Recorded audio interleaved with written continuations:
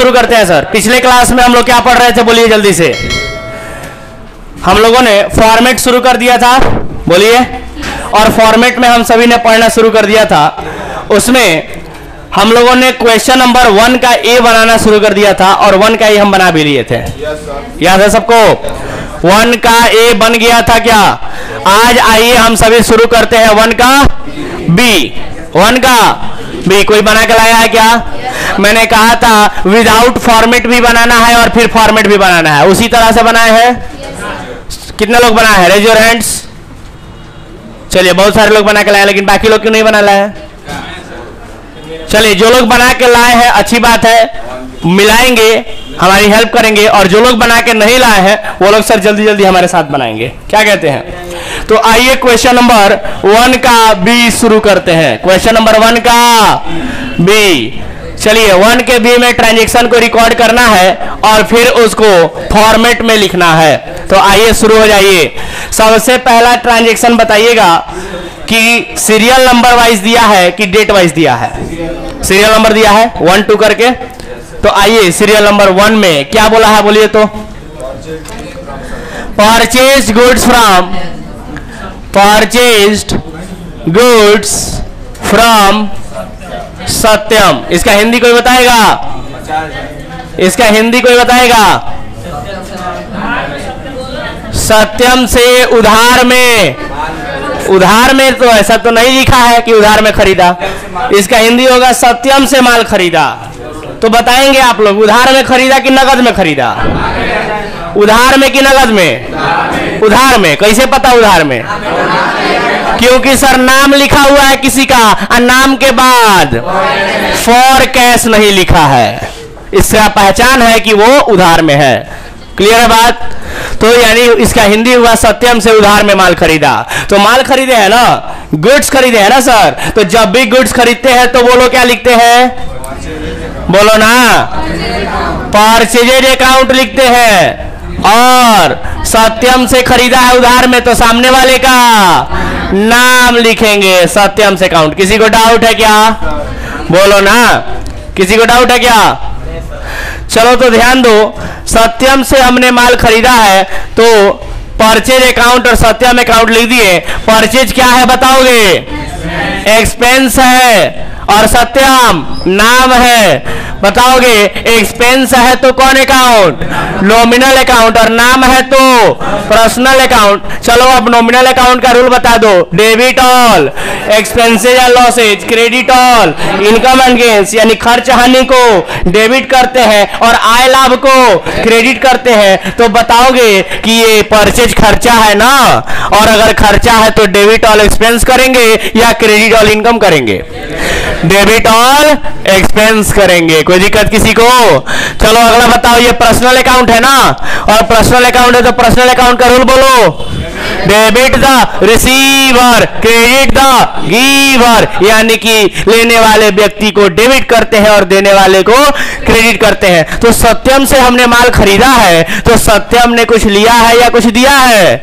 हमने खरीदा है ना सत्यम से, तो सत्यम ने दिया है। कोई दिक्कत? तो सत्यम डेबिट द रिसीवर हो जाएगा या क्रेडिट द गिवर हो जाएगा? क्रेडिट द गिवर हो जाएगा। सर इतने इसमें तो अब गलतियां नहीं होनी चाहिए। कितना रुपया बोलो? 50,000। क्या किसी को डाउट है क्या? आराम से बन पा रहा है? लेकिन सर आप सभी एक बात बताइएगा कि क्या हमें इस तरीके से ही सारे क्वेश्चन बनाने हैं? जी नहीं, हम लोग तो अब फॉर्मेट सीख चुके हैं। तो आइए फॉर्मेट में सभी चीजों को बनाते हैं। तो सबसे पहले फॉर्मेट में बनाने के लिए हम लोग क्या करेंगे सर? फॉर्मेट खींचेंगे। बोलो ना, तो फॉर्मेट खींचा जाए क्या? चलो तो क्वेश्चन नंबर 1 का ए नहीं बल्कि ये बी है, और इसमें हम लोग जर्नल एंट्री का फॉर्मेट खींचने चलते हैं। तो सबसे पहले क्या बोले हैं, बता क्या लिखे हैं जी? सबसे पहले क्या लिखना है? इन द बुक्स ऑफ, बोलो, इन द बुक्स ऑफ, किसके बुक में? सत्यम के बुक में।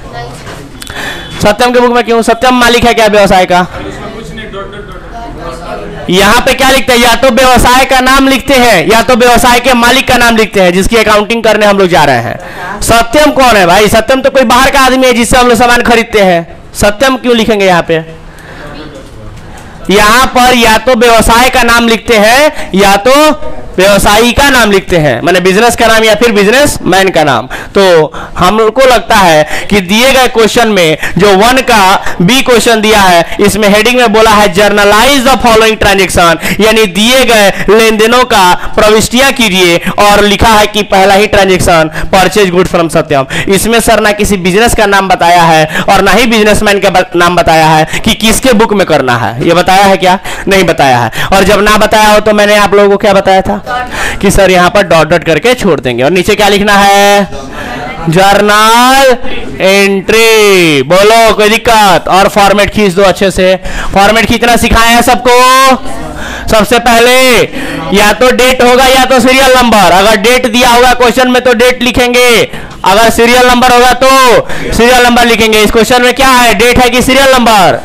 सीरियल नंबर है तो सीरियल नंबर लिख दें। चलिए सर, उसके बाद बताएंगे पार्टिकुलर, उसके बाद एलएफ और डेबिट अमाउंट क्रेडिट अमाउंट, यही होता है ना। तो चलिए इधर से लिख दे, क्या ये क्रेडिट अमाउंट हो गया,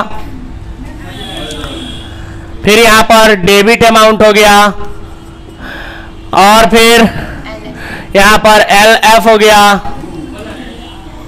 बोलो, और ये हो गया पार्टिकुलर। किसी को डाउट? अरे बोलो ना भाई। स्केल से आप लाइन खींचेंगे ताकि सीधा सीधा हो, ध्यान रहे। तो ध्यान दीजिए, तो ये हमारा फॉर्मेट बन चुका है। अब इसके बाद हम लोग क्या करेंगे सर, इसी ट्रांजेक्शन को हमें फॉर्मेट में लिखना है। तो आप लोगों को बताए थे कि सर 2 ठो जो अकाउंट है उनको लिखना होता है, और वो डेबिट हुआ है कि क्रेडिट हुआ है सिर्फ उन्हें लिखना होता है। यही लिखना होता है ना सर? तो बताइएगा कैसे लिखेंगे। सबसे पहले सीरियल नंबर 1 क्या लिखे बताइए? बोलो ना, क्या लिखे? Purchases account debit. क्रेडिट के लिए क्या बताए थे कि क्रेडिट को 2 से लिखा जाता है, थोड़ा जगह छोड़ के यहां से 2, समझ गए? 2 सत्यम अकाउंट। कितना रुपया? 50,000 और 50,000। किसी को दिक्कत? और यहां पर क्या लिखते हैं बोलो? नरेशन, जिसकी शुरुआत होती है बीइंग शब्द से। कोई दिक्कत किसी को? चलो बीइंग करके क्या लिखेंगे? चलो हो गया क्या? ऐसे ही पॉइंट नंबर 2 लिखोगे। बोलो, पॉइंट नंबर 2 बना के दिखाओगे। बोलो क्या है पॉइंट नंबर 2? हाँ, पेड इनटू बैंक। कितना रुपया? 40,000। यानी इसका हिंदी कोई बताएगा? बोलो ना। पेड इनटू बैंक का मतलब बैंक में जमा किया। तो बताओगे कैसे लिखेंगे? बैंक अकाउंट और कैश अकाउंट। बैंक अकाउंट क्या है? एसेट है तो रियल अकाउंट, और कैश अकाउंट भी एसेट है तो रियल अकाउंट। बोलो ना। या फिर तुम चाहो तो यहां पर ट्रेडिशनल अप्रोच को फॉलो करने के बजाय, ट्रेडिशनल अप्रोच को फॉलो करने के बजाय मॉडर्न अप्रोच से भी बना सकते थे क्या? अगर मॉडर्न अप्रोच से इसी को बनाते तो क्या लिखते? यहां पर रियल अकाउंट लिखना जरूरी नहीं था, फिर ये बताते कि एसेट बढ़ा कि घटा। तो बैंक नाम का एसेट बढ़ा और कैश नाम का एसेट घटा। तो मॉडर्न अप्रोच कहता है एसेट बढ़ा तो डेबिट है, एसेट घटा तो क्रेडिट। काम खत्म। कितना रुपया? देखो, तो कहने का मतलब ये है कि आप मॉडर्न अप्रोच से बनाते हो या ट्रेडिशनल अप्रोच से, अब फर्क नहीं पड़ता है। अब सवाल बनना चाहिए, अप्रोच चाहे जो भी हो, मेथड चाहे जो भी हो, कोई दिक्कत? मैंने पुराना तरीका हो या नया तरीका हो, कोई फर्क नहीं पड़ता है। तो यहां पर बना लोगे, क्या लिखोगे? बोलो बोलो सब लोग, क्या लिखोगे? Bank account debit. डेबिट नहीं बोलोगे? Bank account, bank account debit to cash account. कोई दिक्कत? तो बैंक में पैसा जमा किया तो बैंक बैलेंस बढ़ा तो डेबिट, और पैसा हमारे पास से गया तो पैसा नाम का एसेट घटा तो क्रेडिट। क्रेडिट को 2 से दिखाते हैं, खत्म। बनेगा क्या? नरेशन लिखोगे बीइंग पेड इनटू बैंक। किसी को दिक्कत? कितना रुपया? 40,000 रुपया। कोई डाउट किसी को? बोलो ना। चलो पॉइंट नंबर 3 बताओगे? बोलो ना, point number 3। Goods sold on credit rupees 20,000। इसका हिंदी कोई बताएगा? गुड सोल्ड ऑन क्रेडिट मतलब उधार में माल बेचा, उधार में माल बेचा। तो जब उधार में माल बेचेंगे तो अब नाम सामने वाला का लिखेंगे ना, लेकिन सामने वाले का नाम तो दिया ही नहीं है, तो सर सामने वाले को क्या कहेंगे? डेटर या क्रेडिटर?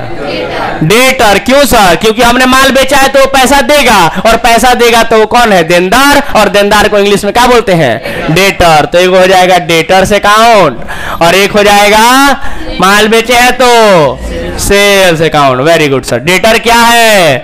एसेट है, बढ़ा तो डेबिट, और सेल्स क्या है? इनकम है, बढ़ा तो क्रेडिट। 20,000 रुपया। कोई दिक्कत किसी को? बोलो ना, क्या इसी को फॉर्मेट में बनाओगे? चलो तनी ऐसे ही बना के दिखाओ तो आगे का सब हम देखना चाहते हैं। ऐसे ही आगे का सब बना के दिखाइए। और इस क्वेश्चन में कोई भी ऐसा नहीं दिया है कि फंसेगा। जल्दी बना के दिखाइए, देखे बना पाते हैं कि नहीं। और जितने लोग बनाए हैं अभी तक का सब सही गया है? Very good sir. जितने लोग नहीं बनाए हैं जल्दी से कीजिए, खत्म काम।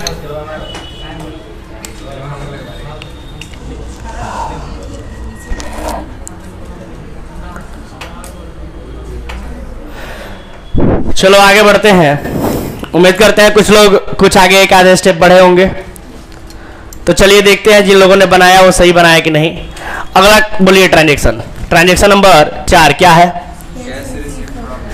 कैश रिसीव्ड फ्रॉम डेटर, यानी डेटर से माल मिला। रुपीस कितना? क्रेडिट। Very good. कितना रुपया? बोलो कितना रुपया? 10,000। तो क्या उसको यहां पर बनाओगे? अरे भाई अभी तीसरा नंबर हम नहीं लिखे थे क्या इसमें? अच्छा ठीक है, तीसरा भी लिख लेते हैं, चौथा भी लिख लेते हैं, कोई दिक्कत? तीसरा बताओ तो तीसरा क्या था? तीसरा क्या था? Debtor account, debtor account, debit to sales account, यही था ना? नरेशन कर लोगे? नरेशन लिख लोगे? अब हम डॉट डॉट करके छोड़े तो तुम लोग भी मत छोड़ देना, डॉट डॉट छोड़ के। ऐसे डॉट डॉट लिखे तुम लोग भी मत छोड़ देना, पूरा नरेशन लिखना। क्या लिखोगे? Being good sold on credit लिखोगे पूरा। ध्यान रहिए, बार बार हम बोलने नहीं जाएंगे।